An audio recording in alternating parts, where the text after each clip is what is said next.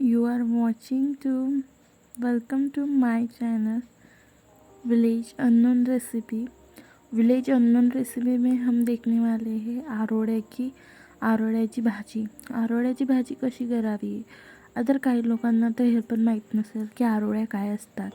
तर तुम्हाला जाणून घ्यायचं असेल तर माझ्या चॅनलला सबस्क्राईब करा आणि कमेंट्समध्ये नक्की सांगा की आम्हाला आरोळ्या कशा कराव्या यांचा पूर्ण व्हिडिओ हवा। तर मी ट्राय करेल की तुम्हाला तो व्हिडिओ देण्यासाठी। तर चला आपण आरोळ्याची भाजीच बघून घेऊया। पहिले आरोळ्याची भाजी करताना पहिले आरोळ्या आपण भाजून घ्यायच्या कढईमध्ये नाहीतर तव्यावर। भाजून घेतल्यानंतर आपण त्याला तळून घ्यायचं छोट्या छोट्या स्मॉल याच्यामध्ये। आणि हे तोडणं कधी जिवार आलेलं असेल तर तुमच्यासाठी माझ्यासाठी एक उपाय अजून आहे तुमच्यासाठी।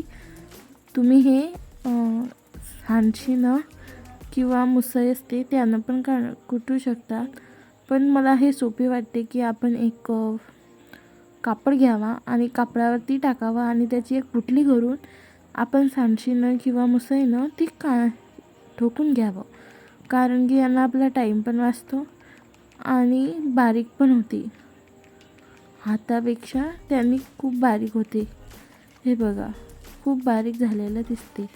आता काही जाडं असेल तर परत तसंच करायचं आणि सर्व एक प्रमाणे बारीक करून घ्यायचं, कुटून घ्यायचं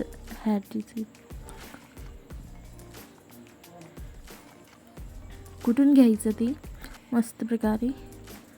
आणि कमेंट्समध्ये सांगा की तुमच्या इथे आरोळ्या करतात की नाही आणि भाजी तुम्हाला ही कधी पहिल्यांदा समजली तर मला नक्की सांगा की आम्ही ही भाजी कधीच नाही पाहिलेली होती।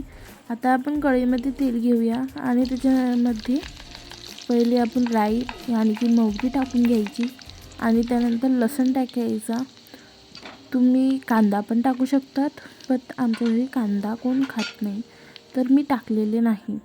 आणि त्यानंतर हळद आणि मिरकूट टाकून घ्यायचं आपण पटपट आणि त्याच्यानंतर लवकरात लवकर पाणी टाकून घ्यायचं, नाहीतर आपलं मिरकूट जळून जाते। तर पाणी टाकल्यानंतर आपल्याला जेवढं टाकायचं असेल उकळण्यासाठी तेवढं पाणी आपण टाकायचं आणि त्या पाण्याला ना अशी उकळ फुटू द्यायची या पाण्याला।